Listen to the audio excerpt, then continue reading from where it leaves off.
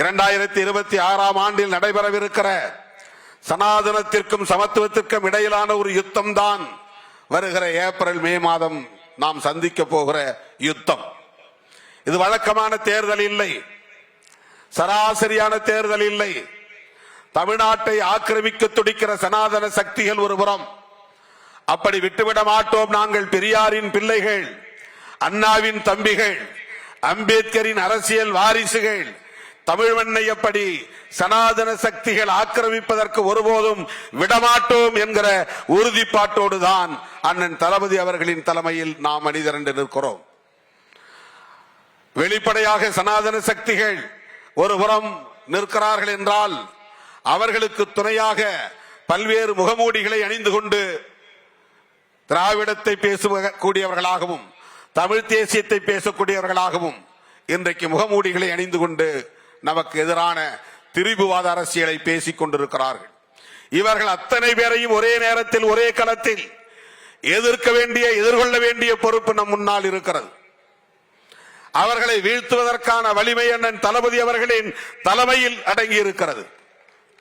அதை நாம் உணர்ந்த நிலையில்தான் அண்ணன் வைகோ அவர்களாக இருந்தாலும் சரி, மேடையில் அமர்ந்திருக்கிற அத்தனை தலைவர்களும் சரி, நாம் கைகோர்த்து நிற்கிறோம், உறுதிப்பாட்டோடு நிற்கிறோம். இன்றைக்கு நாம் தமிழ் என்று பேசுகிறோம் என்றால் அது திராவிடத்தால் தான் உயிர்ப்போடு இருக்கிறது. திராவிடம் என்பது தமிழ் தேசியத்திற்கு எதிரானதல்ல, தமிழுக்கு எதிரானதல்ல, தமிழனுக்கு எதிரானதல்ல, தமிழ் மண்ணுக்கு எதிரானதல்ல. இந்தி திணிப்பை தடுத்தது திராவிடம். இந்தி திணிப்பை தடுத்ததால் தான் தமிழ் இங்கே உயிர்ப்போடு வாழ்கிறது. இந்தி திணிப்பை தடுத்த போராளியால் தான், தந்தை பெரியாரால் தான் தமிழ் இன்றைக்கு உயிர்ப்போடு இருக்கிறது. அதனால் தமிழ் என்றும் தமிழ் தேசியம் என்றும் நம்மால் பேச முடிகிறது.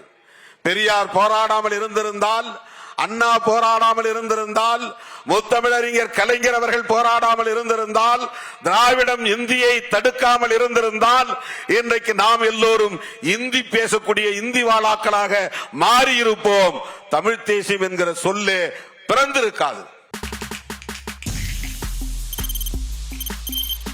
தவிர்க்க முடியாத தம்ப்நெயில்ஸ், கலக்கலான கண்டென்ட்ஸ், சினிமாவும் சீரியஸ் பிரச்சனைகளும், பல வருடங்கள் இடைவெளிக்கு பிறகு இந்த படத்துல ஒரு கலகலப்பும் கைகலப்பும். Me too, love you. Thank you so much. அவருக்கு மாஸ் ஏத்துறது இல்ல. போயிட்டே தான் இருக்காரே தவிர பிரேக்கே இல்லாமல் பிரேக்கிங் நியூஸ் சொல்லும் தந்தி டிவி ஆப். இன்ஸ்டா தலைமுறை வரை இறங்கி அடிக்கும் தந்தி டிவியின் டிஜிட்டல் எக்ஸ்க்ளூசிவ். அது தண்ணிக்குள்ள போகும்போது ஹேங் ஆயிடுச்சு. உங்களுக்கு விஜய் சார் எந்த அளவுக்கு ரொம்ப பிடிக்கும்? Of course, Malayalis are huge Vijay sir fans. ரெண்டு பேருமே ரொம்ப பிடிக்கும் எனக்கு. தந்தி டிவி ஆப்பை இலவசமா டவுன்லோட் செய்யுங்க, ஃபாலோ பண்ணுங்க, சப்ஸ்கிரைப் பண்ணுங்க, என்ஜாய் பண்ணுங்க.